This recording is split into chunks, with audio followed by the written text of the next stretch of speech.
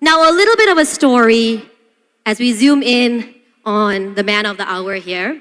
Now, in 2022, we had general elections. It took place not long after a cabinet reshuffle was in order. And that's when we saw one Nik Nazmi Nik Ahmad, one of the country's youngest political leaders, be appointed as the Minister of Natural Resources and Environmental Sustainability, or what we call in short, NRES. Ladies and gentlemen, I want to ask you, what happens when the passion for writing, collecting words, collides with a newfound love for Mother Nature? Well, we are presented with his 9th installation of his collection of writings, a book authored by none other than the man of the hour, Minister of Natural Resources and Environmental Sustainability, Yang Berhormat Nik Nazmi Nik Ahmad. That is what we're here today for, ladies and gentlemen. So with that, without further ado, let's kickstart today's forum and book launch with a few words from Yang Berhormat himself. Ladies and gentlemen, another round of applause.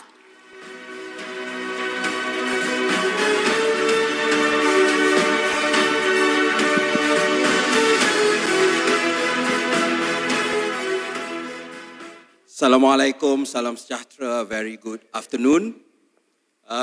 Thank you, Nadia, our moderator for today, to my Secretary General, Dr. Ching Tu, and everyone from the Ministry, NRES, to members of various government departments who are here. We have representatives from the diplomatic corps, various embassies and high commissions. We have representatives from the corporate sector, activists and leaders from civil society, family and friends. So first and foremost, I would like to thank everyone for coming here on a Saturday afternoon. Fortunately, the weather today has been good for us, and we are able to be here. And when I finished writing this book and people found out that this book was available, or they were asking for free copies from me, the often asked question that they will ask is that, how did I find the time to do this? You know, did I not do any of my ministerial work? Or did I pay someone to write this book? Well, in short, I have to say, it helped that I have a great team in the ministry, because that makes my job easier. But I think the most important thing for me is that why I ended up writing. I actually have a long love of writing. You know, I first started writing in Malaysia Kini when I was 19 years old. And when I became the minister for this portfolio, it took a few days for me to understand what it was all about. And I remember my first press conference, on my first day of clocking in, people were asking about nationally determined contribution. This reporter, particular reporter, he was asking about NDCs, he was asking about LT-LADs and whatnot, and I waffled through the press conference. I can't really remember what I answered. And the reporter is actually my friend, so I was a bit hurt by that, because that was my first day, and that was a cruel way to introduce someone into this realm or portfolio of climate change and environment. So I had to do a lot of reading, but that's just one aspect of it. The other aspect is, of course, being on the ground to see the real problems that was happening. I went to Pantai Sabak in Kelantan. This is where the Japanese landed during the start of the Second World War in Malaya. We had 30, 40 plots of land with owners which are now underwater. They are under the sea because of rising sea levels. And as much as, you know, my family comes from Kelantan and I love Kelantan, I have to acknowledge that the beaches in Terengganu are prettier than in Kelantan, right? But even in Terengganu, you have a lot of beaches which are now swallowed by the sea. They disappeared under the sea forever.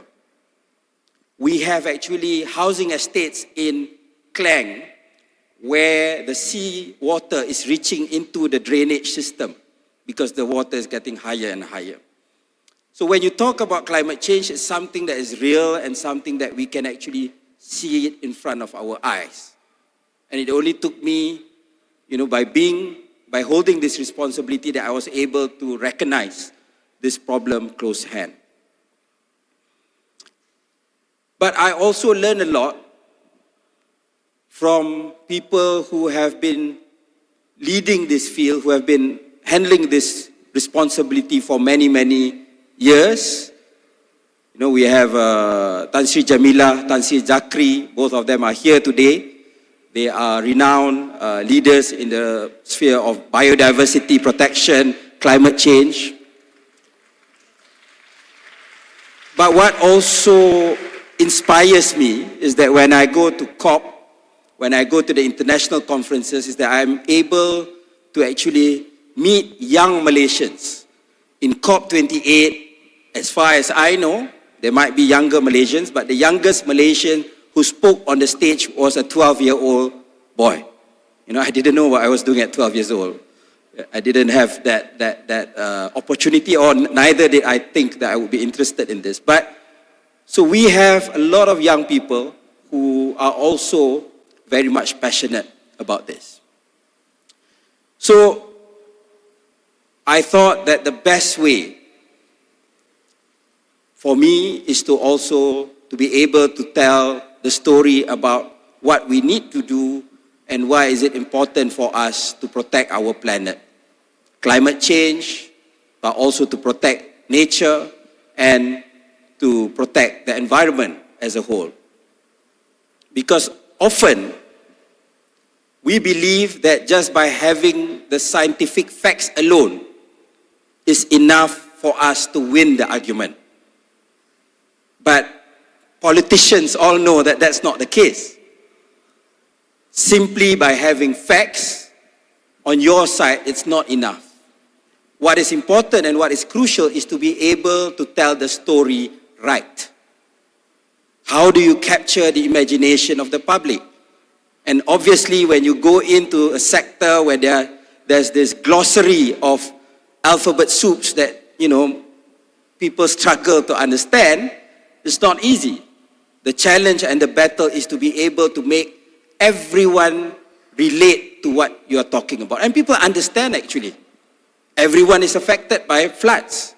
I go to villages, they say never in their lifetime have they experienced floods as bad as this year.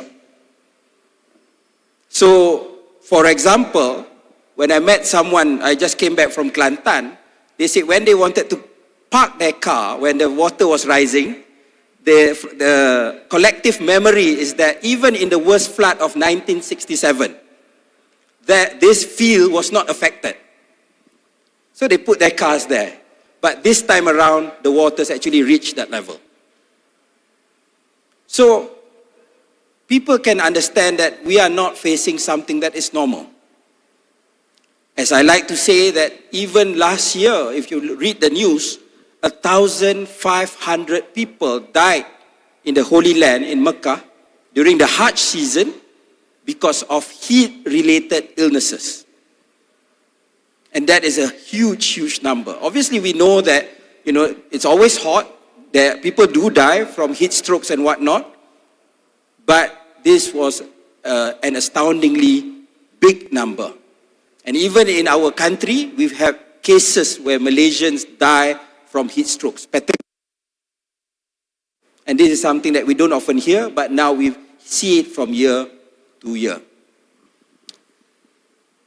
So that is why for me, this idea of being able to communicate, being able to narrate this is something that is crucial. And I learned so many things from reading, from talking to people, from going down to the ground.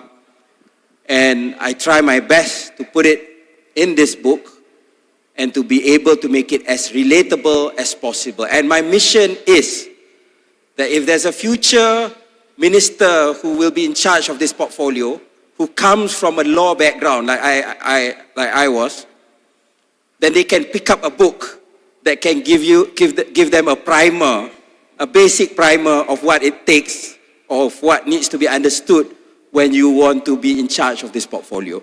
That was my mission. I don't know whether it can meet that objective or not, but that is certainly what I attempt to do. Because I've written many books, but this is the first book that's actually in the general sciences section of Kinokuniya, right? So it's I don't know, right? I mean, in a way, it's a point of pride, but it also makes me a bit nervous when, you see the real experts out there and they try to go through the book. But I did share the first drafts for them to go through and to give their thoughts. At the end of the day, having gone through this and, reading all the stuff about the challenges that we face, it boils down to the fact that what we are facing is not about science, it's not about economics, and it's not that much about politics, in fact. It's actually an issue of morality and ethics.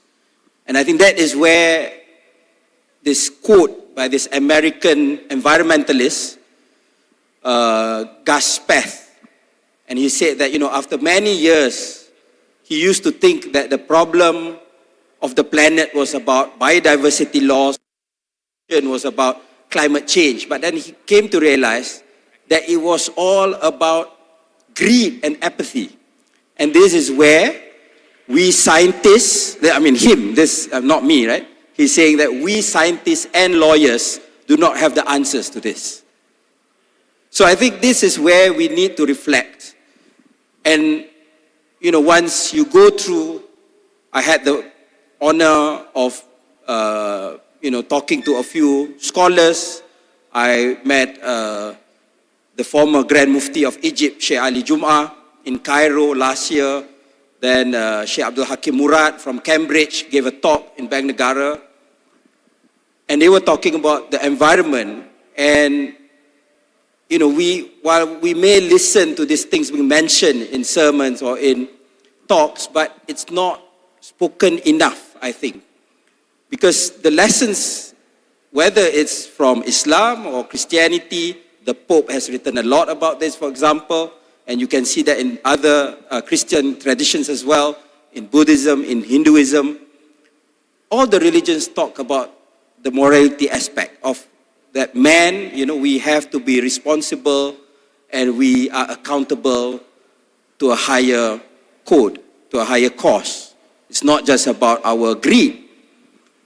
And as Mahatma Gandhi famously said, the world is enough for everyone's need, but it is not enough for everyone's greed. And that is the problem that we are facing today.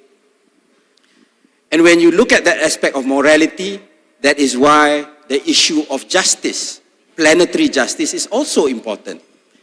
Because it's not enough to say that let's stop doing this or let's stop doing that without looking at the background of the fact that Malaysia, the developing world as a whole, we've just started to develop over the past few decades.